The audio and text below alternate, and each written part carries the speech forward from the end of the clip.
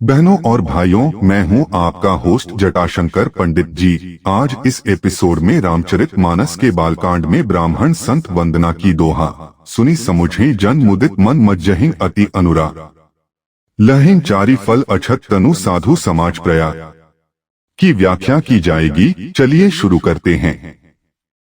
संत समाज के महत्व को सुनना और समझना। संत समाज के महत्व को सुनने और समझने की प्रक्रिया न केवल हमारी मानसिक बल्कि आध्यात्मिक प्रगति के लिए भी महत्वपूर्ण है। भारतीय समाज में संतों और महात्माओं का एक विशेष स्थान है और वे ज्ञान, सदाचार और सत्य की प्रतिमूर्ति माने जाते हैं। संतों के उपदेश और प्रवचन उनकी आध्यात्मिकता की गहन अनुभूति के परिणाम स्वरूप होते हैं, जिन्हें सुनकर और आत्मसात कर हमें अपने जीवन की दिशा और उद्देश्य का बोध होता है। संत समाज की शिक्षाओं को सुनने और समझने से हमें आध्यात्मिक जागरूकता प्राप्त होती है, जो हमारे मानसिक स्वरूप को परिपक्व और स्थिर बनाती है। प्राचीन साहित्य और वेदों में संतों की महत्ता का वर्णन मिलता है, जहां वे हमें धार्मिक और नैतिक आचरण की ओर प्रेरित करते हैं। संत समाज के प्रभाव को समझकर हम अपने जीवन में सदाचार और सत्यनिष्ठा को शामिल कर सकते हैं, जो हमें नकारात्मकता से दूर रखने में सहायता करता है। आधुनिक जीवन की व्यस्तता और प्रतिस्पर्धा के चलते मानसिक तनाव और अशांति में वृद्धि हो रही है। ऐसे में संतों के संगत में रहना और उनके अनुभवों को सुनने से मन को शांति और संतुलन मिलता है। संत समाज के साथ बिताया समय हमें आत्मनिरीक्षण और आत्ममंथन का अवसर प्रदान करता है, जिससे हम अपनी कमियों को समझकर उन्हें सुधारने का प्रयास कर सकते हैं। इसके अतिरिक्त संत समाज की संगति में रहकर हमें नवनवीन आध्यात्मिक अनुभव प्राप्त होते हैं, जो हमारे जीवन को नवजीवन प्रदान करते हैं। इस प्रकार संत समाज के महत्व को सुनना और समझना हमारे जीवन की दिशा और गुणात्मकता में व्यापक बदलाव लाता है। यह हमें न केवल मानसिक स्थिरता प्रदान करता है, बल्कि हमारे आत्मिक उत्थान और आध्यात्मिक ज्ञान के पथ पर अग्रसर करता है। संत समाज के प्रभाव से प्रेरित होकर हम न केवल अपने बल्कि समाज के भी कल्याण में योगदान कर सकते हैं। अत्यंत प्रेम पूर्वक संत समाज में गोते लगाना। संत समाज रूपी तीर्थराज में गोते लगाना एक अत्यंत विशिष्ट और महत्वपूर्ण अनुभव है। इस प्रेमपूर्ण प्रक्रिया में सम्मिलित होते समय व्यक्ति अपने जीवन में एक नवीन आध्यात्मिक अनुभूति का एहसास करता है। संत समाज के प्रति गहरी प्रेम भावना का उत्पन्न होना कोई साधारण घटना नहीं है। इसके पीछे बहुआयामी कारक होते हैं, जो व्यक्ति के जीवन को एक नए स्तर पर ले जाते हैं। आध्यात्मिक साधकों का मानना है कि संत समाज में प्रेम पूर्वक सम्मिलित होने से मानसिक और आत्मिक शांति की प्राप्ति होती है।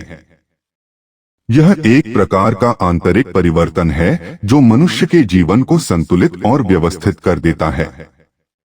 संत समाज में समय बिताने से व्यक्ति का दृष्टिकोण व्यापक होता है, जो व्यक्तिगत और सामाजिक जीवन में सकारात्मक बदलाव लाने में सहायक सिद्ध होता है।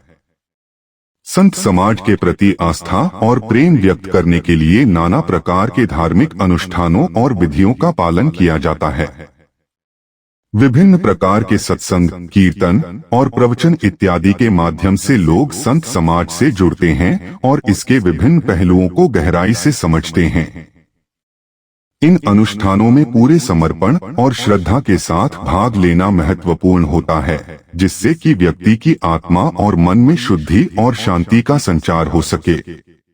संत समाज से जुड़ने से न केवल व्यक्ति के व्यक्तिगत जीवन में बदलाव आता है, बल्कि सामाजिक जीवन में भी महत्वपूर्ण परिवर्तन देखने को मिलते हैं। यह प्रक्रिया लोगों को अधिक संवेदनशील, सहृदय और समाज के प्रति उत्तरदायी बनाती है। संत समाज के सानिध्य में आकर व्यक्ति का व्यक्तित्व निखरता है और वह अधिक सशक्त और स्थिर बनता है।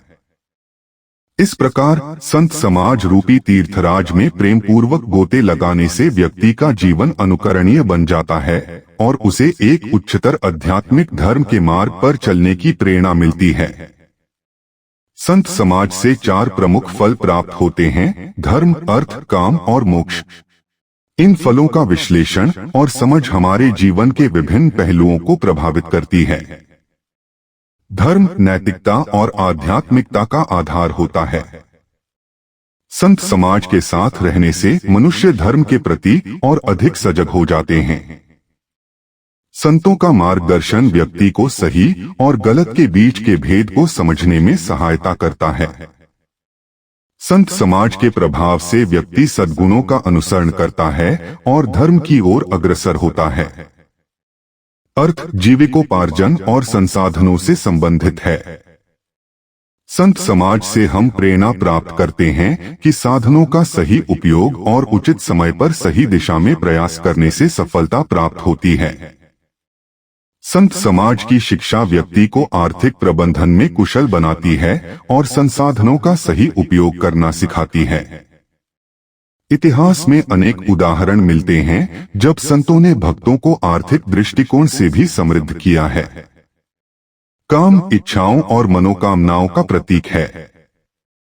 संत समाज व्यक्ति की कामनाओं को नियंत्रित करने और उन्हें सही दिशा में लगाने में सहायता करता है।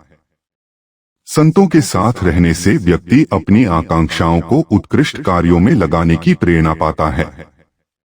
संत समाज न केवल भावनाओं को संतुलित रखता है, बल्कि जीवन को एक सार्थक दिशा भी प्रदान करता है। मोक्ष जीवन के अंतिम उद्देश्य और आत्मा की मुक्ति का प्रतीक है।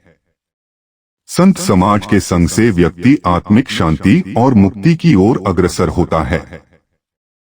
संतों की शिक्षाओं से मनुष्य का आत्मज्ञान प्राप्त होता है और उसे मोक्ष का मार्ग दिखाई देता है।